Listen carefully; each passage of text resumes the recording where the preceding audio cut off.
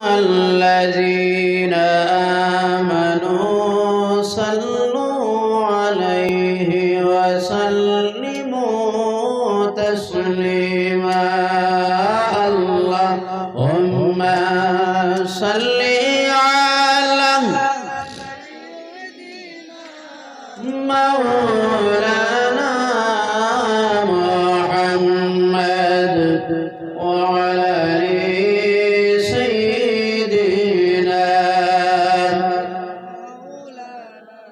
একটু জোরে জোরে আল্লাহুম্মা সাল্লি আলা সাইয়্যিদিনা মাওলানা মুহাম্মদ ওয়া আলা আলি সাইয়্যিদিনা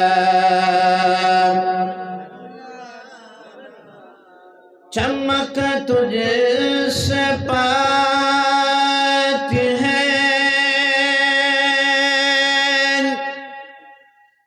सब पाने वाले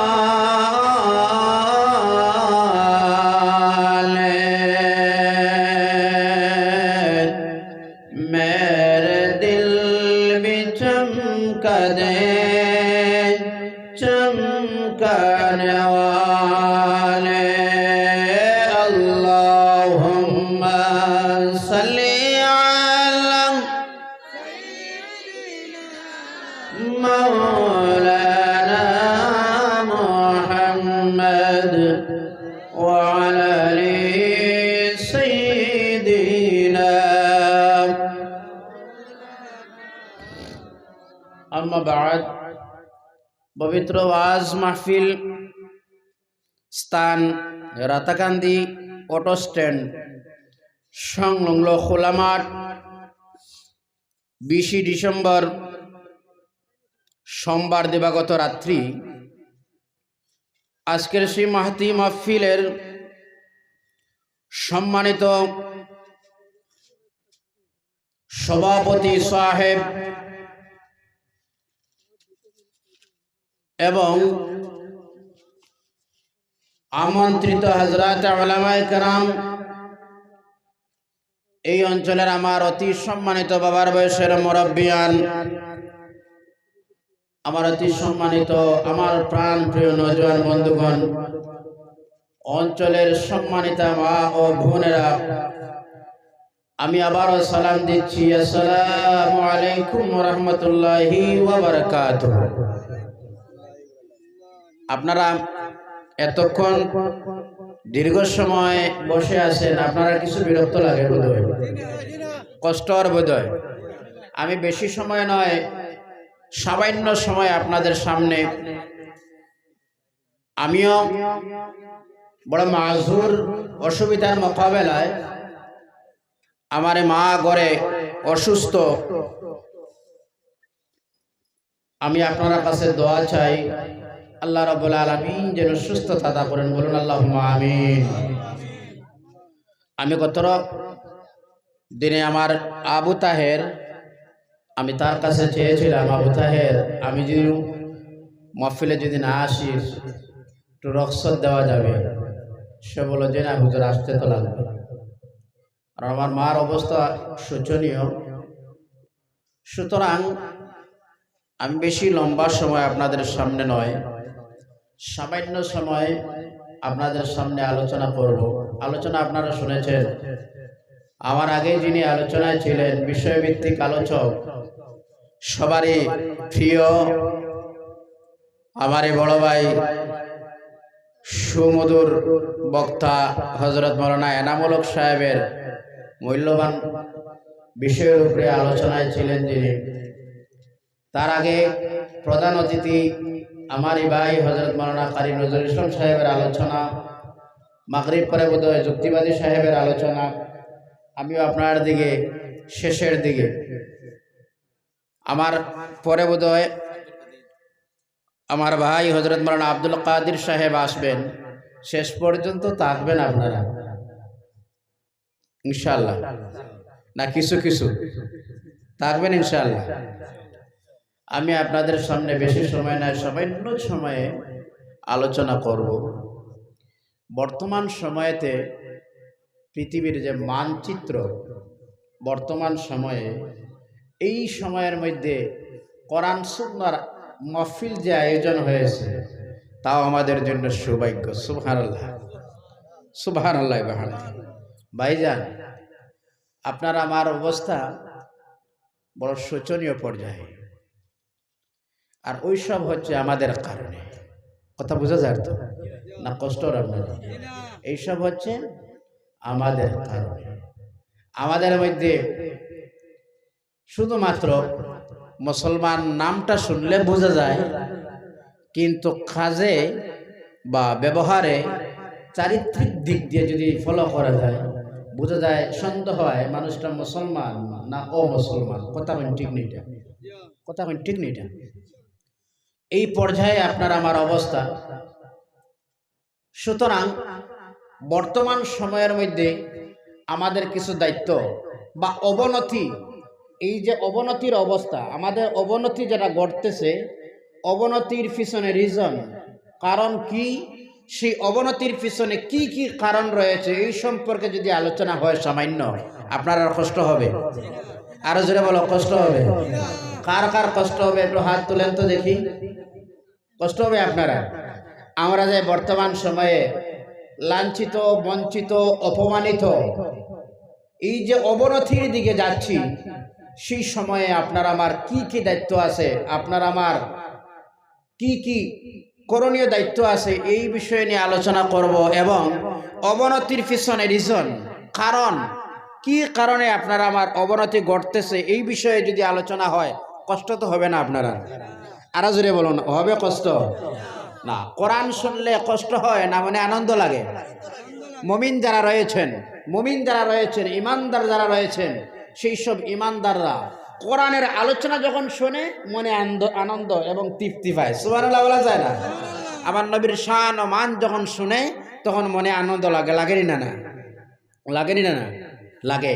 নবীর শান শুনলে আনন্দ লাগে, নবীর শান মান শুনলে আনন্দ লাগে, কোরআন শুনলে আনন্দ লাগে, একটু মজা লাগে, লাগেনি না?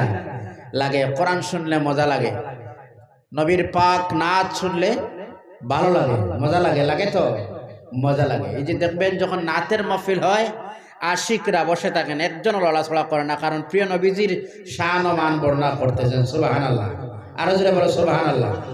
কি যে নাত, আগে আমরা শুনতাম নাত, বক্তব্য বাচ্চারা শিক্ষা দেওয়া হতো না, ঠিক নেই?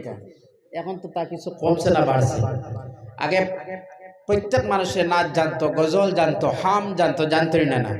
জানতোই না? জানতো। এখন জানে না। এখন বিশিষ্ট সিঙ্গার যারা আছে, যারা গায়ক আছে, গায়করা ফলো করে, গান শিখে, আর বিভিন্ন গান শিখে শুনে, আর গান দিয়ে আবার ভাইরাল বলতে চায়। কথা কই না? কেন ভাইরাল হতে চায় বিভিন্ন কিসিমের। কিন্তু আমার নবীর শান মান গান, আমার নবীর শান গেয়ে নাই, নবীর শান শুনলে মজা লাগে না?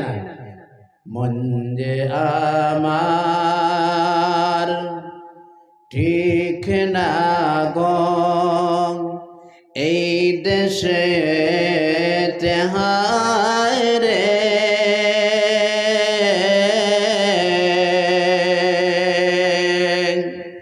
প্রিয় নবী লও গো ডাকি, সোনার মদিনায় রে, সোনার মদিনায়।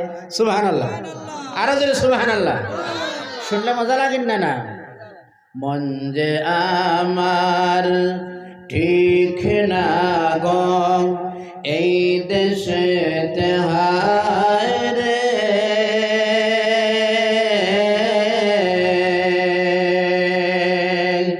প্রিয় নবী লও গো ডাকি, সোনার মদিনায় রে, সোনার মদিনায়।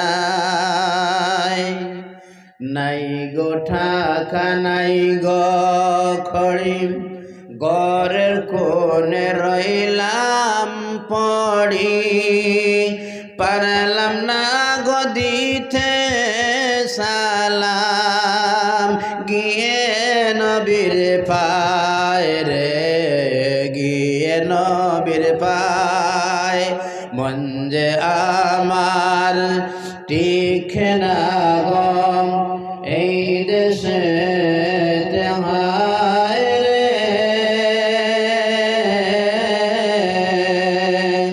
প্রিয় নবী লগো রাখি সোনার মদিনায় রে সোনার মদিনায়। উদ্দেশ্য আমার নাচ না, এটা শুনলে ভালো লাগতো না। না রাত্রে আমরা শুনতাম, মুরব্বীরা গাইতো, রাত্রে আমরা অন্ধকার রাত্রিতে সব মানুষ ঘুমন্ত অবস্থায়, আর মুরব্বী আমার দাদা আমার বাবা শুনতাম, আমি গাইতো রাত্রে 2-2:30টার সময় উঠি, আর দাঁড়ে তার চোখ দিয়ে পানি বাইর হইত। এ জীবন না করিলাম বন্দেগি, ঠিক নেই আসলো না, এটা আসলো এইসব গাইতো। এখন এটা কমছে না বাড়ছে? কথা কই না খালি কমছে। সুতরাং আমি আপনাদের সামনে উদ্দেশ্য নাচ আর গজল গাওয়া নাই, আমি শুধুমাত্র এই বার্তা আপনার কাছে দিতে চাই।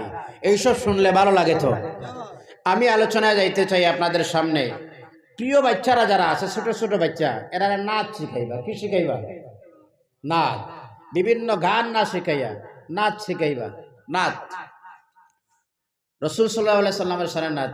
ও গো মোর কমলিওয়ালা তুমি, এই যে নাচ আছে, এলা নাচ শিখে, বিভিন্ন নাচ আছে, সুন্দর সুন্দর নাচ আছে, ইসলামিক সঙ্গীত আছে, প্রিয় রাসূলের সানে নাচ আছে, এইসব নাচ শিখাইবা। যাই হোক, আমার আলোচনার বিষয়, আমি আপনাদের সামনে যে আয়াতে কারিমা তিলাওয়াত করেছি, আল্লাহ রাব্বুল আলামিন বলেন ওমা আতাকুমুর রাসূলু ফাখুযুহু। আল্লাহ রাব্বুল আলামিনের হাবিব সাল্লাল্লাহু আলাইহি সাল্লামের কাছ থেকে যা এসেছে ওই সবরে তোমরা ধরো। ওমা নাহাকুম আনহু ফান্তাহু, আর যেসব জিনিস থেকে তোমাদেরকে অর্ডার করা হয়েছে বিরত থাকার জন্য, তোমরা ওই জিনিস থেকে সরিয়ে থাকো। আমি আপনাদের সামনে বলতেছিলাম, এই সময়ের মধ্যে, বর্তমান সময়ের মধ্যে আপনার আমার অবনতির কারণটা হলো কি? আমি বেশি নয়, 5টা কারণ। এই 5টা কারণে এই সময়ের মধ্যে মুসলমান জাতির আস্তে আস্তে অবনতির দিকে যায়।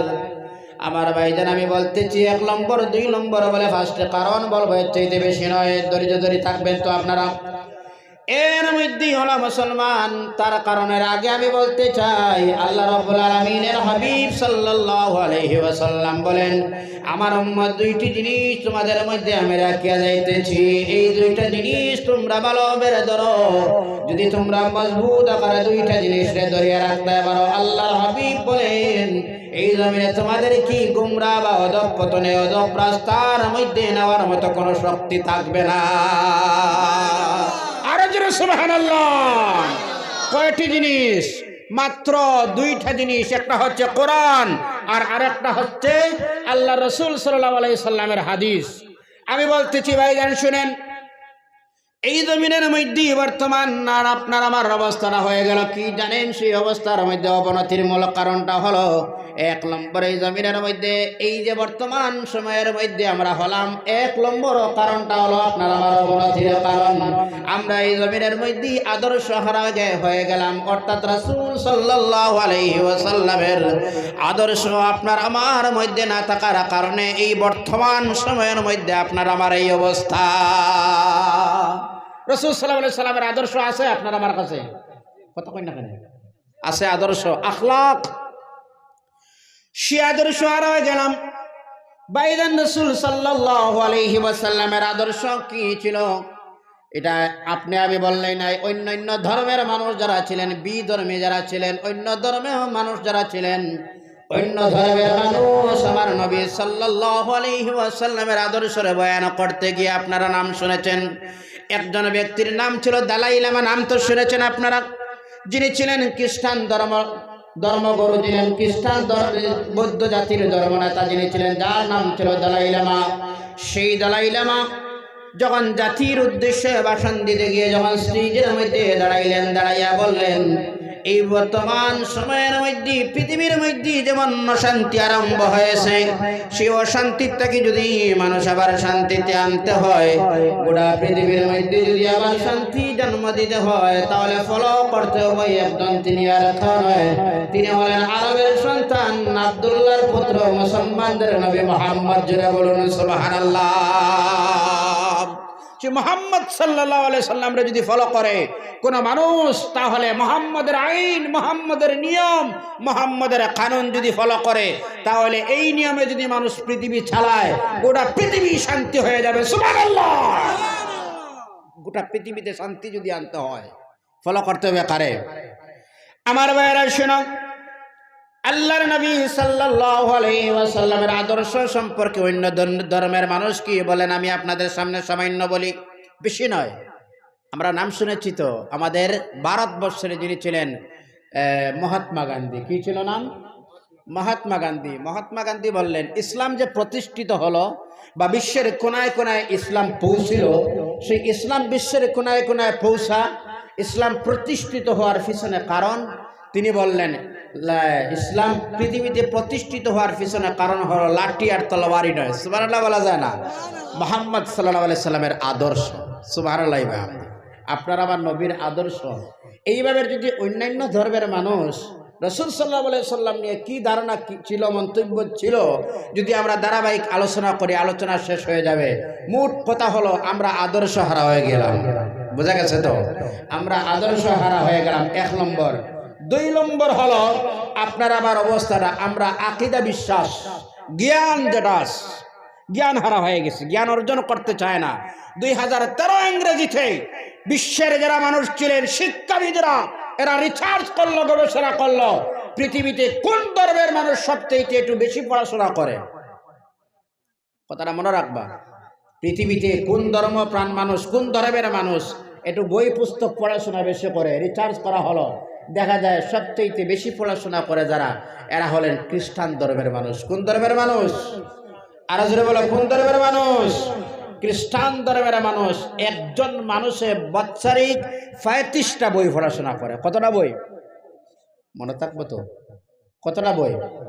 একজন খ্রিস্টান ধর্মের মানুষ ইয়ারলি বাৎসরিক 35টা বই পড়াশোনা করে। আমরা কয়টা পড়ি? কথা কই না? আপনারা কয়টা পড়েন? 4-5টা বোধহয় পড়েন। কথা কই না?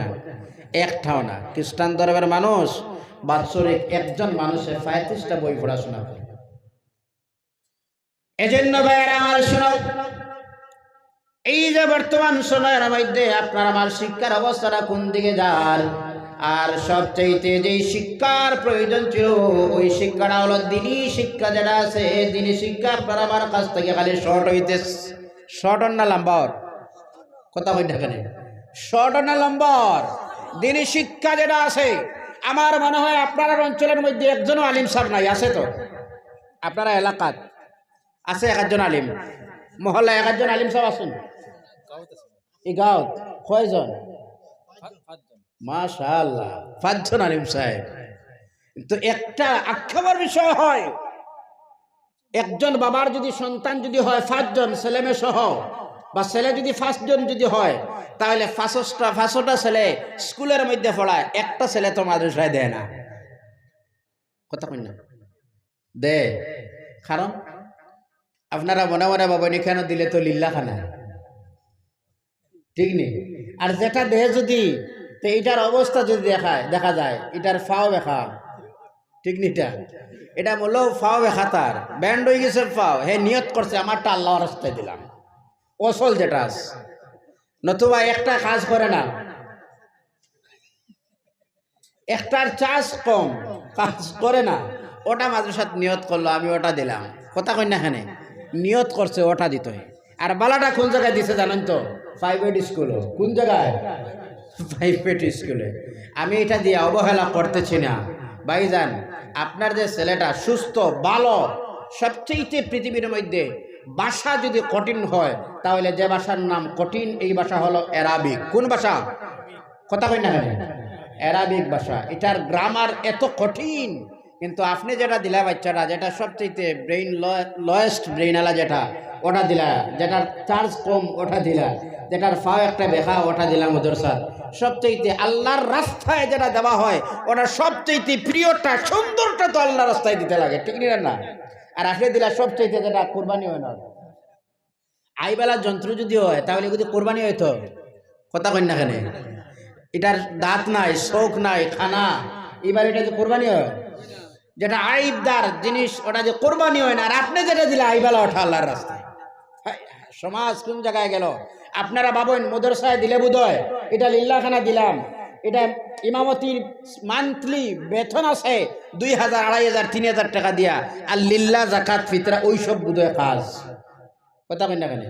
মনে মনে ভাবতে পারেন হুজুর, চিন্তা করবা না, একটা মাদ্রাসার মধ্যে যদি একজন আলিম সাহেব হয়, পড়াশোনা করে, এই মৌলানা সাহেব যদি ফার্স্ট ক্লাস যদি আলিম নাও হয়, সেকেন্ড ক্লাস যদিও না হয়, 3 নম্বর থার্ড ক্লাসও যদি আলিম হয়, তাহলে এই সব এলাকা, যে এই এলাকার মধ্যে আলিম নাই, এই থার্ড ক্লাস যদিও আলিম হয়, তাহলে একদম নিচের স্তরের তার যে চাকরি তো হবে মসজিদের ইমাম, ঠিক আছে? আর ইমামের ইজ্জত দেই আমি, আল্লাহ রাব্বুল আলামিন জানাইন ইমামের ইজ্জত আমি দিলাম কতটুকু শুনো।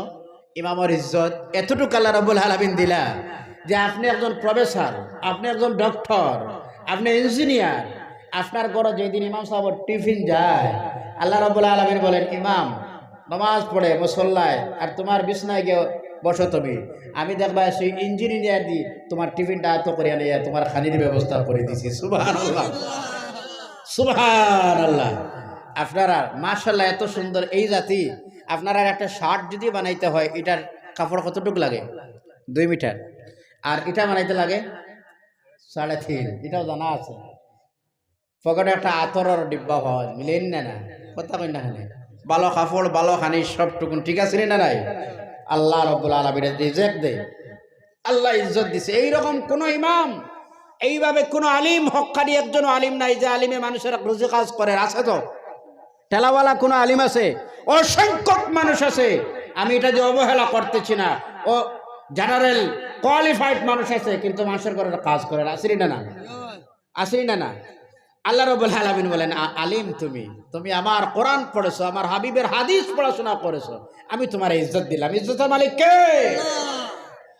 এজন্য আমার ভাইরা শুনো, আমি বলতেছি আপনাদের সামনে, আপনারা বাচ্চাই যারা আছে তারা ধর্মীয় শিক্ষা দিবা, সেই সকালবেলার শিক্ষা দিবা, ধার্মিক শিক্ষা দিবা। সবচেয়ে একেবারে বিষয় হয় মুসলমান আপনার আমার ধর্মগ্রন্থ যে কোরআন আল কারীম। মুসলমান আজ 95% মুসলমান আমার আল্লাহর কালাম কোরআনের তিলাওয়াত জানে না। আছে 95% মানুষ একেবারে বিষয় হয় কোরআন তিলাওয়াত জানে না। ভাইজান সবচেয়ে একেবারে বিষয় হলো একজন বাচ্চারা এমন টুকুন পড়াও, আপনি যখন মারা যাইবা, মারা যাওয়ার পরে যেন আপনার কবরের কিনারায় দাঁড়াইয়া সূরা ইয়াসিন শরীফ পড়ে যেন দোয়া করতে পারে। আমরা শিক্ষা কোন জায়গায় গেছে?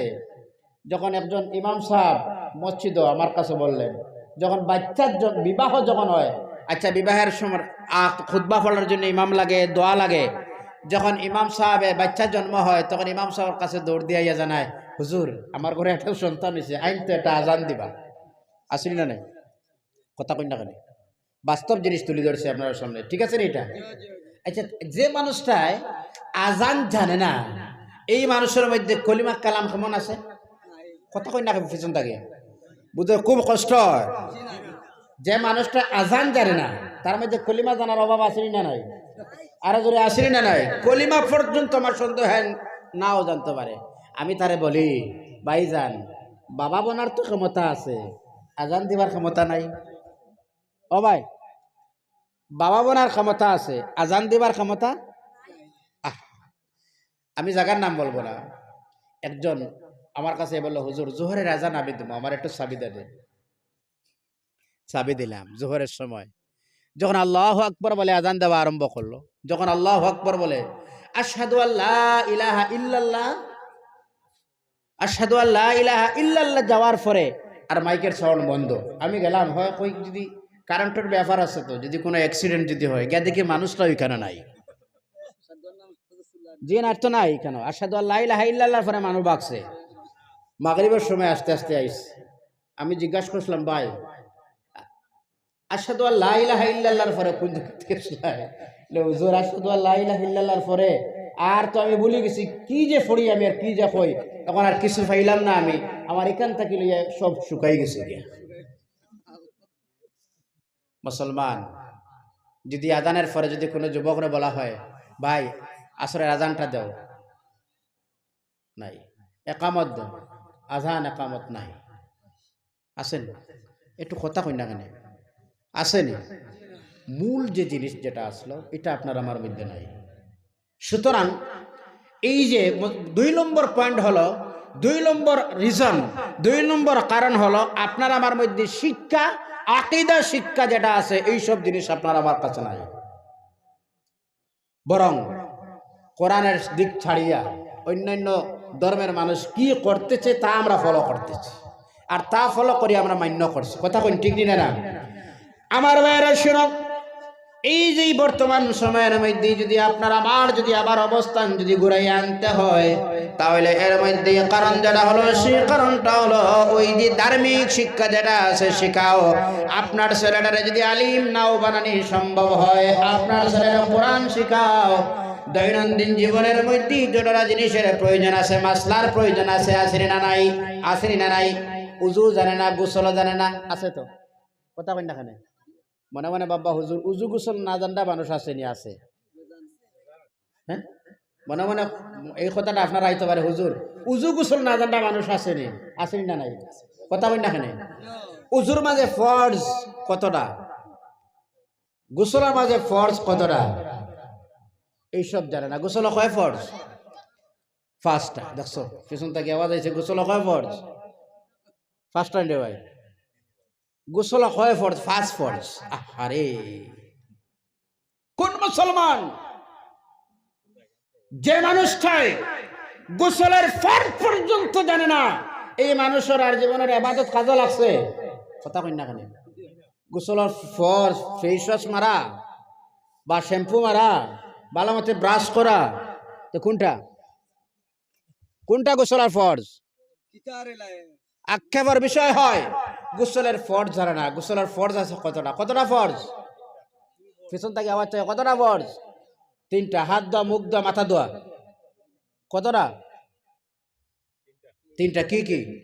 হাত ধোয়া তো তে, চোখ ধোয়া তে, আর নাকে দিয়ে পানি দেওয়া, এটা ফরজ নেই? কথা কই না কেন? গোসলের 3 ফরজ কনফিউশন আছে, 3টা ফরজ পুরানি দিত না। আচ্ছা, যে জাতি তার মূল ফাউন্ডেশন যেটা ফারাইজ ফরজিয়াত যেটা আছে, মূল ফাউন্ডেশন যেটা, এটা যদি জানে না যে মানুষে, এই মানুষের মধ্যে নফল মুস্তাহাব এইসব আর আছে তো? আর জানিয়া তো দরকার নাই। আগে তো ফরজ ঠিক করা লাগবো, উজুর ফরজ, গোসলের ফরজ। এই বাচ্চো খামোশ বয়টো, কষ্ট লাগে আপনারা, কিছু খারাপও লাগে আপনারা, বলে হুজুর একদম গড়ির দড়ি দিছেন আপনি, গোসলের ফরজ জানে না। ভাইজান, প্রায় সময় শোনা যায় আবার জনজান নামাজের সময় একজনের পিছন থেকে হুজুর জনজান নামাজের নিয়তটা আবার কয়ে দেয়। আছে তো? যে মানুষটা নামাজের নিয়ত জানে না, যে মানুষটায় মুরগি হালাল করা জানে না, যে মানুষটায় তৈয়ম জানে না, যে মানুষটায় মসজিদে গেলে বসা জানে না, যে মানুষটায় মসজিদে ঢুকতে কোন দোয়া পড়তে হয় এটাও জানে না, জানেননি আপনারা? আল্লাহ বিস্মিকা আমু তো আহিয়া বোধ, তো কোনটা?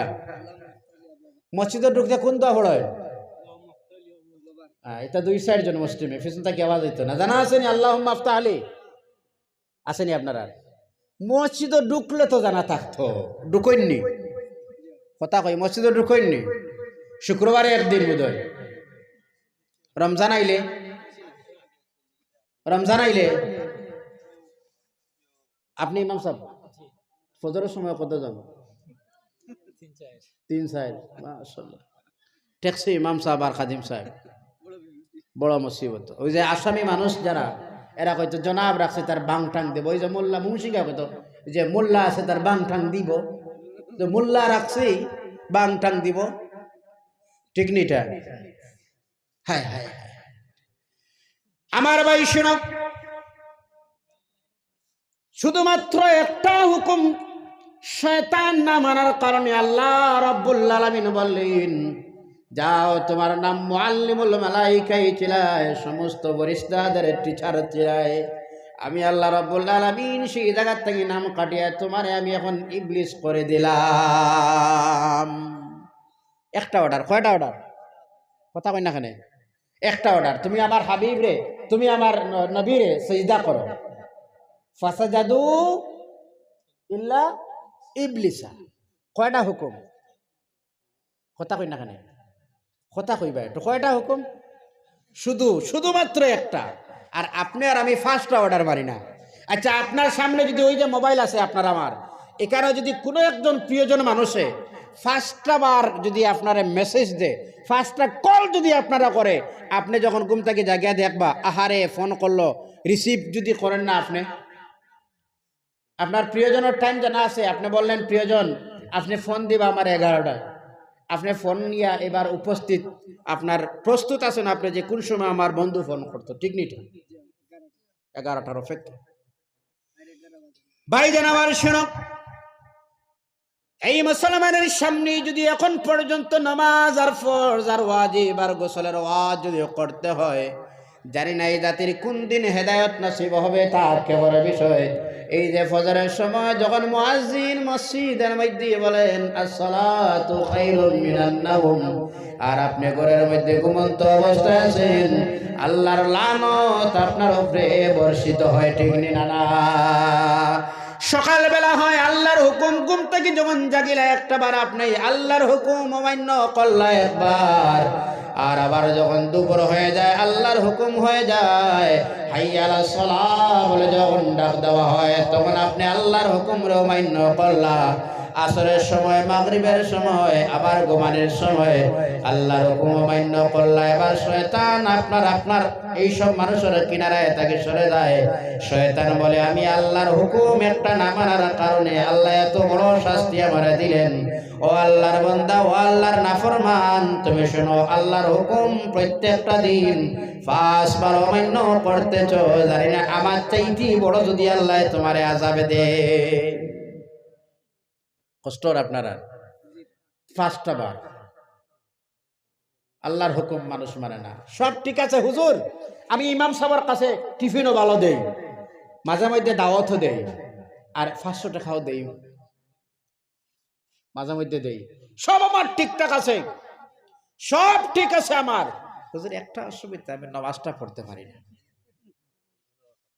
জি ও যুবক, আপনার আর কষ্ট লাগবো, আপনার আর কষ্ট লাগবে। ওই যে এশার সময় মসজিদের কিনারায় আপনারা মোবাইল নিয়ে গেমস এর মধ্যে ব্যস্ত থাকেন, বিভিন্ন গেমস। আল্লাহ রাব্বুল আলামিন শুধুমাত্র একটা যদি প্রশ্ন করে, আমার গোলাম তোমারে আমি এত লম্বা সময় দিয়েছিলাম, 60 বছরের জীবন দিলাম, 40 বছরের জীবন দিলাম, 80 বছরের জীবন দিলাম, ওই সব জীবন কিভাবে অতিবাহিত করলে তুমি হিসাব দাও চাই। আল্লাহ সব টুকুন ছাড়িয়া যদি এবার বলে গোলাম তোমারে যাই দিলাম সবরে, এই জীবনের যৌবনকাল কিভাবে অতিবাহিত করলে তুমি আজকে হিসাব দাও। শুধুমাত্র জীবনের হিসাব, যৌবনের হিসাবটা দাও চাই। দেওয়া যাইব তো? কথা কই না কেন? আপনারা ভাবেন বোধহয় হুজুর আমি তো মসজিদে তাহাজ্জুদ পড়ি, তসবিহ মারি, মনে মনে বাবায় আপনার তাহাজ্জুদ আর আপনার তসবিহ শেষ না দায়িত্ব। আপনার তাহাজ্জুদ আর আপনার তসবিহ শেষ নাই, আপনার তাহাজ্জুদের পিছনে দায়িত্ব আছে। আর ফজরের সময় যখন হয় আপনি আপনার ছেলের দরজায় গিয়ে ধাক্কা মারি বলো বাবা এই যে আজান হয়েছে আর ঘুমানোর সময় নয়, চলো আমরা মসজিদে যাই। সুবহানাল্লাহ। পারবা? পারবা? দায়িত্ব আছে আপনারা। মা যদি তার মেয়েরা ধাক্কা মারি যদি বলে মা আর ঘুমাইও না, চলো ভাই আর আব্বু মসজিদে যায়, আর তুমি আর আমি আমরা গরম নামাজে বসি। সুবহানাল্লাহ। এটা মা বাবার দায়িত্ব, এটা ফ্যামিলির গঠন। খালি শুধুমাত্র বাচ্চার জন্ম দিলা আর একটু পড়াশোনা করাইলে এইসব দায়িত্ব নাই। কথা বোঝা গেছে নি? না কষ্ট? কিছু দুঃখ পাইলেও ফাইন, আর কষ্ট হইলেও যদি হয় তো মান ইয়া না মান মাই তারা হো মেহমান, আপনারা মানই না না মানই না, আমি কেহনাওয়ালা। ভাইয়েরা আমার শুনো, ফজরের নামাজ নাই, জোহরের নামাজ নাই, আসরের নামাজ নাই, মাগরিবের নামাজ নাই, এইসব অবস্থাটা আপনার বাড়ির মধ্যে হয়ে গেল। আমি বলতে চাই আপনাদের সামনে, আজ এই মানুষটার মধ্যে সব ধরনের গুণ আছে, নামাজ নাই, নামাজ নাই, নামাজ আর অন্য ধর্ম আর মুসলমান ধর্ম ইসলাম ধর্মে আর অন্য ধর্মের মধ্যে যে জিনিসটা ফরক করে দেয়, ডিফারেন্স করে দেয় জিনিসটা, এটার নাম হলো নামাজ। নামাজ নামাজ নামাজ, এটার নাম কি? তো কি মাতা যদি বলা যায় তো দাড়ি যদি বেশি থাকে মুসলমান, প্রথম মুসলমান, 1 নম্বর মুসলমান, নম্বর 1 যদি বলা হয় লম্বা দাড়ি আলারে, তাহলে রবীন্দ্রনাথ ঠাকুরে প্রথম মুসলমান মনে হয়। ঠিক নিটা? ঠিক নিটা? আচ্ছা, মাথাত ফাগড়ি দিয়ে যদি মুসলমানের একটু পরিচয় মিলতো, আমরা ভারতের যত শিখ ধর্মাবলম্বী ভাইয়েরা আছে এরা যদি প্রথম মুসলমান মানা যাইতো, যাইতই না? না কথা কই না কেন? আর পাঞ্জাবি লাগাই দিলে তো মুসলমান গেলে, এটা তো প্রায় নেতা মন্ত্রীরাও লাগায়, লাগাই না? না লাগাই না? না লাগায়। তাহলে পাঞ্জাবি টকি, পাঞ্জাবি আর ফাগড়ি আর দাড়ি, এটা শেয়ার লাগবো এটা, কিন্তু নামাজ নাই। মুসলমানি আছে তো? আছে মুসলমানি। আল্লাহকে ওয়াস্তে নামাজ পড়বা তো আপনারা? জি, খারা খারা দেখে হাত তুলেছে, হাত তুলেছে, দেখে হাত তুলেছে সবাই, মাশাআল্লাহ। কয় অক্তর? কয় অক্তর নামাজ? 5 অক্তর। 5 অক্তর। আল্লাহকে ওয়াস্তে 2 হাত জোড় করি আমি অনুরোধ করি ভাই, না আপনি আমার কবরে যাইবা? এই যে বাহারি গাড়ি জমিদারি সবই তোমার রইবে পড়ি, সাদা কাফন পরাইবা যখন, সব রইব, সব রইব। ঠিক নিটা? সব জায়গায় জায়গায় থাকবো, সব আপনার বাড়ি, আপনার ঘর, আপনার ধন, আপনার দৌলত, সব জায়গায় থাকবো। ভাই, মানুষ যখন মারা যাওয়ার সময় হয়, আমার আলোচনার দিকটা এখনো রয়েছে, মানুষ যখন মারা যাইবার সময় হয় তখন দেখবা যে মানুষটা মারা যায় তার চোখ দিয়ে দাঁড়ে পানি পড়ে। ঠিক নিটা? আপনারা তার সামনে থাকবা, দেখবা ও ভাই চোখ দিয়ে পানি পড়ে। ও ভাই কথা কইবা না, চোখ দিয়ে তার পানি পড়ে। কেন? কেন পানি পড়ার কারণ কি? একটা কারণ, যখন মানুষটা মারা যায় তার কিনারা তার ছেলে, তার মেয়ে, তার ভাই বেরাদর, তার বন্ধু বান্ধব সব বসা অবস্থায়, বসা। এই সময় তার ছেলেরা জানায় মৃত্যুর যন্ত্রণা যেটা আছে, মৌতের কষ্ট যেটা আছে, ওরা যখন ধরে তখন তার ছেলেরা কয়, বাবা আমার একটু সাহায্য করো তো। ছেলে কোনো জবাব দেয় তো? ছেলে জবাব দে তো? তার স্ত্রীরে ডাক দেয়া হয়, স্ত্রী আমার সাহায্য করো। স্ত্রী জবাব দে তো? স্ত্রী কোনো জবাব দেয় না, তার ছেলে কোনো জবাব দেয় না, তার আত্মীয় স্বজন, ভাই বিরাদর, বন্ধু বান্ধব কেউ তার জবাব দেয় না। তখন তার ধীরে ধীরে ঘুমানো হয়, ওয়াজান্না আন্নাহুল ফিরাক, আজকে তো আমার আলাদা হওয়ার দিন হয়ে গেছে, আজকে আমার আর কেউ নাই, আজকে আমার কেউ নাই, আমি আলাদা হওয়ার দিন। সুতরাং ভাই, যুবক যারা আছে, অসংখ্য যুবক প্রত্যেক দিন আজকাল সোশ্যাল মিডিয়া দেখা যায় শত শত যুবক প্রাণ হারাওয়ার। সকালবেলা গড় থেকে মোটরসাইকেল, পালসার, বাইক নিয়ে বাহির হয়েছে, বিকালে গড় লাশ। আসরি না? না আসরি না? না অসংখ্য। আমি আপনাদের সামনে 2 নম্বর বিষয়ের উপরে আলোচনার সময়ও শেষের দিকে, আর 3 নম্বর যে বিষয়ে আপনার আমার মধ্যে ইসলামিক আইন যেটা আছে, একটা হুদুদ আছে, শরীয়তের সীমা আছে, সীমারেখা। এই সীমারেখা আমরা ছাড়িয়া, আমরা সীমা অতিক্রম করি, আমরা বর্ডার, ওই যে আমরা, আপনারা হাডুডুডু হয়নি, হাডুডুডু কবাডি খেলা, হাডুডুডু। আচ্ছা, এটার একটা চিহ্ন আছে না?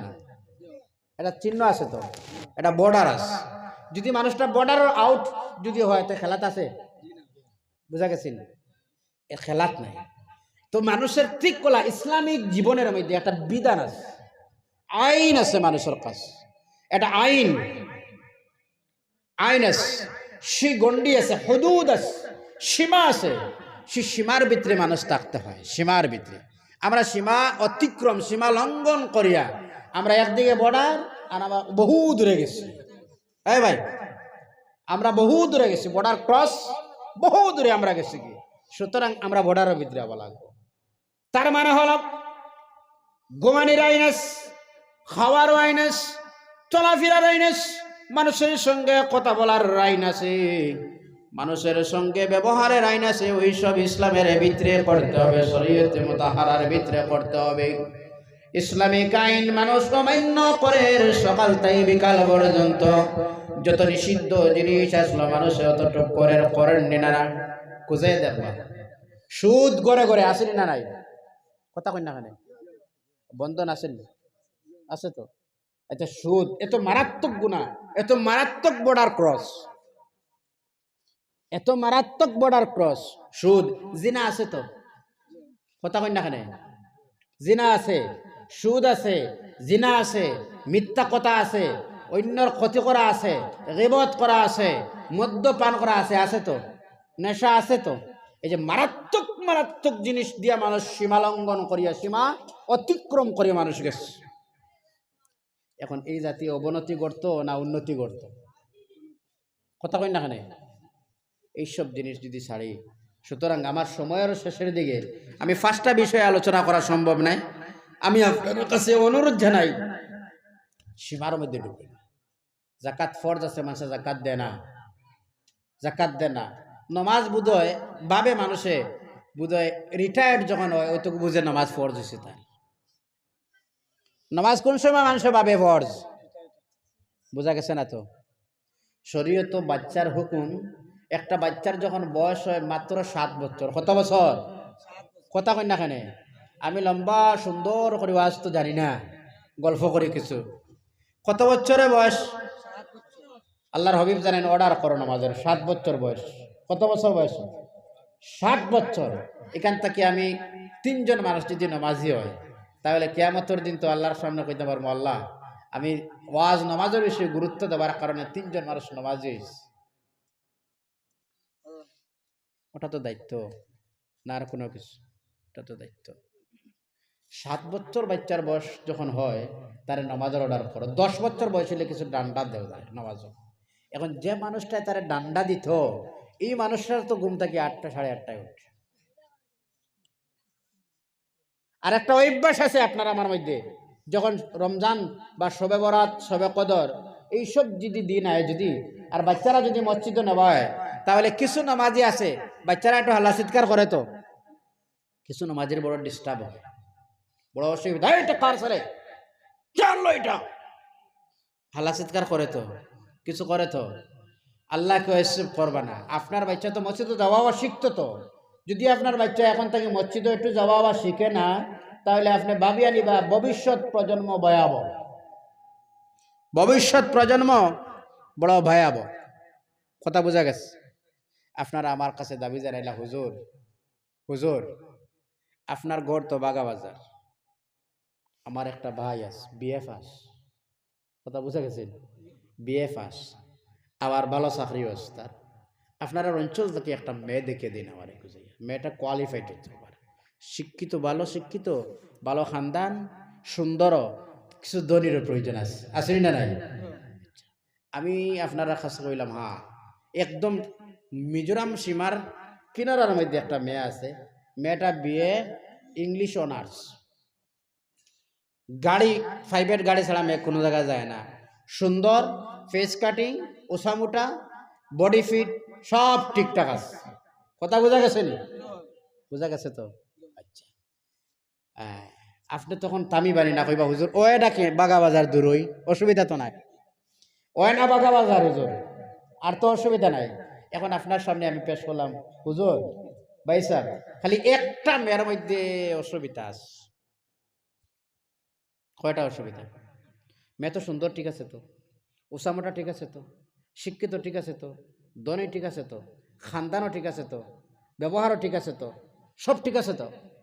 এখন একটা আপনি আমার প্রেশার দিলা, হুজুর কই না এটা কোনটা, না সব দিকে তো আর একদম কমপ্লিট হওয়ার তো কথা নয়, একটা এটা এটা তাও না, আপনি প্রেশার দিলা আমার, হুজুর এটা একটু মেহরবানি করে এটা আপনি উল্লেখ করেন, এটা কোনটা। আমি বললাম না, এটা তাও করছে। শুধুমাত্র রাত্রে বললাম একটা আছে, মেয়ের সব গুণ ঠিক আছে তো। একটা অভ্যাস হইল, মেয়েটা মাগরিবের আজান যখন হয়, মেয়েটা ঘর থেকে বাইরে হয়, আর ফজরের আজানের সময় আবার ঢুকে। এই মিডিলের যে সময় আছে মেয়েটা কোনো জায়গায় থাকে না, কোন জায়গার যে থাকে কোনো মাসে এটা জানে না। এরপরে আপনি আর বিবাহর মাত দিবা তো কথা কই না কেন? বুঝা গেছে মেয়েটার চরিত্র খারাপ। ভাই খুব মনোযোগ দিয়ে শুনো, শেষ দিকে আমি আপনার সামনে নসিহত স্বরূপ, মেয়েটার চরিত্র খারাপ এ কথাটা ইজিলি বোঝা গেছে, মেয়েটার চরিত্র খারাপ। এখন আপনি যত সুন্দর আছে মেয়ের, আপনি আর মেয়ের বিবাহের পেগাম প্রস্তাব দিবা তো? মেয়ের বিবাহের প্রস্তাব দিবা? মেয়ের বিবাহের নাকচ প্রস্তাব না, হুজুর এই মেয়ে আল্লাহ আসতে এই মেয়ে না, এই মেয়েটা না। কারণ মেয়েটার সবচেয়ে যে গুণটার প্রয়োজন ছিল চরিত্র, এই চরিত্র মেয়েটার কাছে নাই, চরিত্র নষ্ট। ভাইজান যেমন একটা গুণ মেয়ের মধ্যে না থাকার কারণে, খারাপ হওয়ার কারণে যেমন মেয়েটার সব ধরনের গোল বাতিল হয়ে গেল, সৌন্দর্য বাতিল হয়ে গেল, খানদান বাতিল হয়ে গেল, শিক্ষা বিয়ে ইংলিশ অনার্স ছিল তাও বাতিল হয়ে গেল, সব যদি ক্যান্সেল হয়ে যায়। মানুষ দান খয়রাত করে, হুজুর রাস্তায় পাইলে সালাম দে, মোলাকাত করে, সব দিক ঠিক আছে, মেয়েটার ছেলেটার সবটা ঠিক আছে। যেমন ওই মেয়েটার মধ্যে একটা গুণ না থাকার কারণে সব গুণ বাতিল হয়ে গেল। আল্লাহর বান্দা বান্দির সব গুণ ঠিক আছে কিন্তু একটা গুণ নাই, নামাজ। এই নামাজ না থাকার কারণে এই যেমন মেয়েটার ইজ্জত কোনো ছেলের কাছে নাই, আল্লাহ রাব্বুল আলামিনের কাছে এই বান্দা বান্দির তেমনি কোনো দাম নাই। বুঝা গেছে? একটা গুণ না থাকার কারণে মেয়ের যেমন কোনো পুরুষ জাতির কাছে দাম নাই, তেমনি ভাবে এই মেয়েটার, এই ছেলে বান্দা বান্দিটার আল্লাহর কাছে কোনো দাম নাই। পারবা নামাজ পড়তা? কথা কই না কেন? পারবা? পারবা? নামাজ ফরজ, কিন্তু সবচাইতে আক্ষেপের বিষয় কোনটা? ফরজ জানার পরেও, ফরজ নামাজ জানি, নামাজে পাবন্দি হওয়া বড় কঠিন জিনিস। কথা বোঝা গেছে? আপনার সামনে দাঁড়াইয়া ফতোয়া মারি দেব, হুজুর এটা সব জানি তো, মারি দিছে ফতোয়া। ফতোয়া তো আপনারাও কম জানেন না, জানেন না? না সব জানি হুজুর, নামাজ ফরজ না, এটা কোনটা জানি না। আবার এই আমলে পরিণত করো না এটা। নামাজি বনো, নামাজি বনো, নামাজি বনা কঠিন। আর সবচেয়ে কঠিন কোন দুইটা নামাজ? এশার নামাজ আর ফজরের নামাজ। মুনাফিকর লাগে সবচেয়ে কঠিন হয় এশার নামাজ। আমরা তো সুবিধার নামাজ, আসর রক্ত গেছে আর ফোন করেন না, আমি একটু মসজিদে ঢুকছি, পরে ফোন কথা কইব, ওই যে খর আমি মসজিদে ঢুকছি, যে ঢুকি গেছে যে মসজিদ, ওটা বার্তা পৌঁছার যে আমি মসজিদে ঢুকছি। এশার নামাজ নাই, ফজরের নামাজ নাই, সবচেয়ে মুনাফিকর লাগে দুইটা। আজকে আপনারা কথা দেন ইনশাআল্লাহ 5 ওয়াক্ত নামাজ আপনারা পড়বা। জি না, ওয়াজ এখন বছর করাইলে হুজুর তো ওয়াজ করাইছে, আলহামদুলিল্লাহ ব্যস্তর সার্টিফিকেট পাইলেছেন বোধহয়, মিলেননি? হ্যাঁ, ওয়াজ তো ঠিক আছে, ওয়াজ ঠিক আছে। আর ওয়াজ যখন হয় আমি আপনারা সামনে দাবি জানাই, আপনারা বিষয় দিবা, ওলামায়ে কেরাম বিষয় ভিত্তিক বিষয় দিবা, আপনি ওই বিষয়ে, আপনি ওই বিষয়ে, আপনি ওই বিষয়ে, আপনি ওই বিষয়ে। তখন শ্রোতা যারা থাকে তখন সুবিধা হয়। যেমন আজকের একজনে আরেকজনের ওয়াজ শুনছে বলে, একজনে আরেকজনের কথা শুনছে বলে একজনে আরেক ওয়াজ করছে না, নতুবা আমিও আমারও অজান্তে আর একটা ঢুকে যেতে পারে যে আগেই বিষয়ে আলোচনা হয়েছে। এতে শ্রোতা যারা থাকে বা জায়গার উপরে ভিত্তি করে, জায়গার দ্বারা যেটা আছে, ফিল্ড যেটা আছে, এটার উপরে ভিত্তি করে যে এই বিষয় নিয়ে এটার মধ্যে আলোচনার প্রয়োজন আছে। আমার দৃঢ় বিশ্বাস হয় আপনারা কাছে নামাজের আলোচনার প্রয়োজন আছে, নামাজের আলোচনার প্রয়োজন আছে, সুদের আলোচনার প্রয়োজন আছে, বেফরদার আলোচনার প্রয়োজন আছে, স্বামী স্ত্রীর হকের আলোচনার প্রয়োজন আছে, বন্ধনের আলোচনার প্রয়োজন আছে, মাঝে মধ্যে নেশাও আছে, নেশার আলোচনার প্রয়োজন আছে। আসেনি না নাই? আসেনি না নাই? সুতরাং ওই সব জিনিস কিছু নেশাও আছে তো, কথা কই না কেন? জিনাকারী যখন জিনা করে, নেশাকারী যখন নেশা করে, তখন রাসূল সাল্লাল্লাহু আলাইহি সাল্লাম জানেন নেশা করার সময় তার ঈমানটা বাইরে হয়ে যায়। কথা বোঝা গেছে নি? ও ভাই, নেশা যখন করে তখন তার ঈমানটা বাইরে হয়, জিনা যখন করে তার ঈমানটা বাইরে হয়ে যায়। আচ্ছা, ওই সময় যদি মানুষটা মারা যায়, এই সময়টা যদি মানুষ মারা যায়, আমার ভাইয়েরা শুনো, এই 3 নম্বর হলো ইসলামিক আইন যেটা আছে, আইন দিয়ে মানুষে অমান্য করিলায়। আর 4 নম্বর হলো আল্লাহ রাব্বুল আলামিনের রাস্তা ছাড়ি দেওয়ার কারণে, আল্লাহর হাবিবের রাস্তা ছাড়ি দেওয়ার কারণে এই জাতি আজ অধঃপতনের দিকে যায়। 4 নম্বর কারণ, সবচেয়ে সুগন্ধিত জিনিস ফুল, ভালো জিনিস ফুলটা আমরা তো এই ভাই সবচেয়ে ভালো কোন জিনিস? ফুল। আচ্ছা ফুল আমরা কত করে থাকে? এখন সবচেয়ে মণিপুরি মানুষ যারা আর হিন্দু মানুষ যারা, তারা করে দেখবা বিভিন্ন কিছু ভালো ভালো ফুল আছে, আছে না নাই? আর আপনার আমার ঘরের সামনে হায় হায় হায় কি অবস্থা, তরিকা একদিকে আর আপনি আর আমি আর একদিকে। আর 5ম নম্বরটা বয়ান করে শেষ করে দিই আমি। 5 নম্বর হলো, আমার বাইরে শুনুন মুসলমান যারা হলাম, আপনার আমার মধ্যে এমন অবস্থাটা হলো, 5 নম্বর যেটা হলো, মুসলমান যারা হলেন, ইমানি কোয়ালিটি, ইমানি গুণ যেটা মানুষের মধ্যে থাকার প্রয়োজন আছে, ওই সব ইমানি গুণ, ইমানি কোয়ালিটি মানুষের মধ্যে নাই। ইমানি গুণ আছে তো, ইমানি গুণ আছে তো। সৎ কাজ যখন মানুষের খারাপ কাজ দেখতো তখন বাধা দিত, ভাই এটা করিও না, আর সৎ কাজের আদেশ দিত। আমি চাই একটা মহল্লার থেকে, আজকের মহল্লার থেকে, ওয়াজের মাহফিল থেকে যদি একটা মহল্লার মধ্যে যদি মাত্র 5 জন যুবক যদি দাঁড়ায় যদি সুন্দর হইয়া, আমার মনে হয় গোটা মহল্লার মানুষটা, নজওয়ান বন্ধু যারা আছে সবাই নামাজি বলবে। বিভিন্ন ইউনিটি করি তো আমরা, সংস্থা, এনজিও, সোসাইটি, ফাউন্ডেশন, এটা আমরা করি তো। এখান থেকে যদি 5 জন যুব সমাজ যদি দাঁড়াইয়া হয়, যদি আমরা আজকে ফজরের সময় তোমার আমি ফোন দিম ভাই, আপনারে ফোন দিম ভাই, আপনারা ফোন দিম ভাই, আপনারে ফোন দিম ভাই, আপনারে একজনে আর একজনে এত লম্বা রাত্রিতে যদি জায়গায় যদি এইভাবে আস্তে আস্তে স্মার্ট সব ফ্লাশ হইতে হইতে গোটা মহল্লার যুবকরা সব ঠিক হইবেন না, কথা কই না এখানে। আর এরাও যদি চায়, যুব সমাজ যদি চায়, আমার মহল্লার মধ্যে কোনো মানুষের নেশা করতে পারতো না, কোনো মেয়ে বেপর্দা চলতে পারতো না, কোনো বাড়ির শরীয়ত বিরোধী কাজ চলতো না, এটা আমরা শাস্তি দিব, মহল্লার মানুষ মানিয়ে নিবেন না, মানুষের নিবেন না। বা এইসব প্রয়োজন আছে তো, প্রয়োজন আছে, এইসবের প্রয়োজন আছে। যুব সমাজ আমরা তো যারা শহীদ, ইসলামের পক্ষে যারা ইসলামরে প্রতিষ্ঠিত করলা, জিহাদের ময়দানে যারা গেলা, এরা তো বয়স্ক মানুষ না, এরা তো যুবক। এই সমাজে কুসংস্কার যেটা আরম্ভ, এটা তো দূর করার প্রয়োজন আছে, আসেনি না নাই? একটা বিবাহের মধ্যে দেখা যায় অপচয় করা কি পরিমাণ।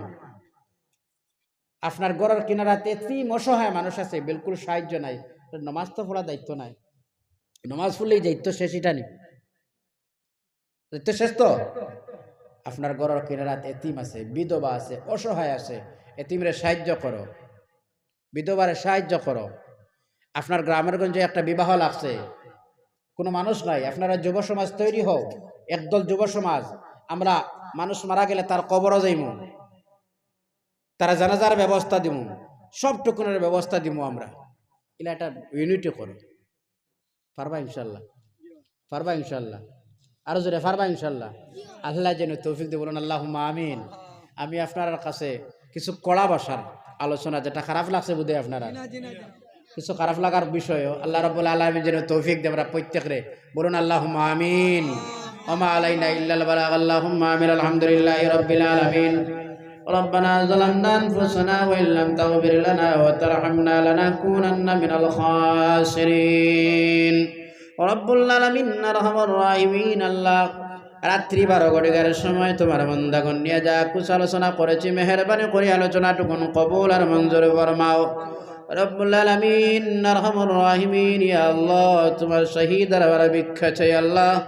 এই মাহফিল আয়োজন করতে গিয়ে যুব সমাজ অনেক পরিশ্রম করলো আল্লাহ, মানুষের সাহায্য সহযোগিতা করলো, কয়েকদিন থাকি অনেক পরিশ্রম করলে আল্লাহ মুরব্বী যারা রয়েছেন মশওয়ারা দিলেন, আল্লাহ বুদ্ধি পরামর্শ দিলেন, আল্লাহ প্রত্যেকটা তুমি রব্বুল আলামিন কবুল আর মঞ্জুর ফরমাও।